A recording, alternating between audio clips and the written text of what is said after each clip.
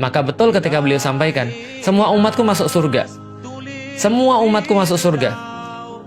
Kullu ummati yadkhulunal jannah. Sesungguhnya setiap umatku mereka semuanya masuk surga. Kata Rasulullah, illa man aba, kecuali yang nggak mau.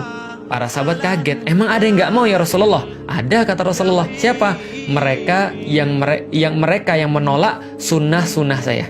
Mereka yang tidak menyukai sunnah-sunnah saya. Apa maksudnya sunnah? Pilihan-pilihan yang saya buat dalam hidup saya. Sehingga ketika mereka tidak menepati itu, ya tidak ada hak bagi mereka surganya Allah. Karena surganya Allah itu dikunci di umat akhir zaman.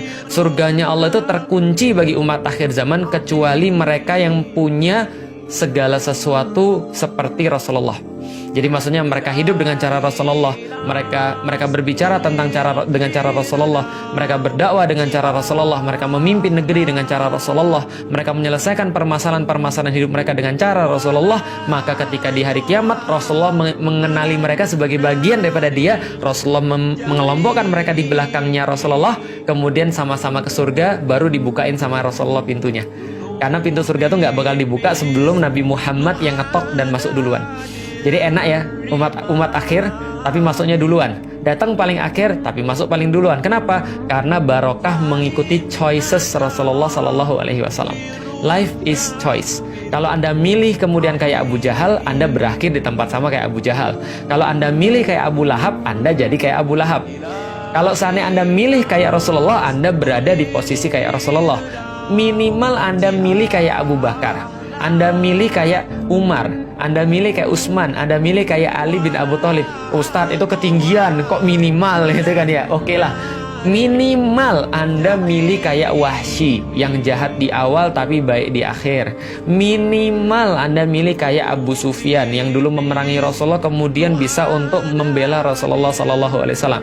Masih ketinggian juga. Ya sudahlah, minimal Anda kayak ulama-ulama yang ada di Indonesia. Oh, ketinggian juga. Minimal Anda mencintai mereka. Minimal Anda suka dengan para ulama. Minimal Anda nggak bantah dengan para ulama. Anda nggak merasa sok tahu dibandingkan para ulama. Minimal Anda mendukung dakwahnya. Minimal Anda menyukai tausiah-tausiahnya. Minimal Anda membantu program-programnya. Kenapa? Rasulullah Shallallahu Alaihi Wasallam itu pernah menyampaikan sesuatu, almar'u ma'aman ahabbah. Sesungguhnya seorang manusia itu bersama dengan seseorang yang dicintainya. Maka kemudian waktu itu sahabat yang mendengarkan hadis ini berkata, ya Rasulullah, maka saksikanlah aku mencintai engkau ya Rasulullah, aku mencintai Abu Bakar ya Rasulullah, aku mencintai Umar ya Rasulullah, walaupun aku tidak bisa beramal seperti mereka. Maka kata Rasulullah, engkau bersama dengan orang-orang yang engkau cintai. Maka saya mencintai para ulama, saya mencintai orang-orang soleh, saya mencintai mereka yang tulus untuk berdakwah di jalan Islam, mereka yang rela untuk berkorban di jalan Allah Subhanahu wa Ta'ala.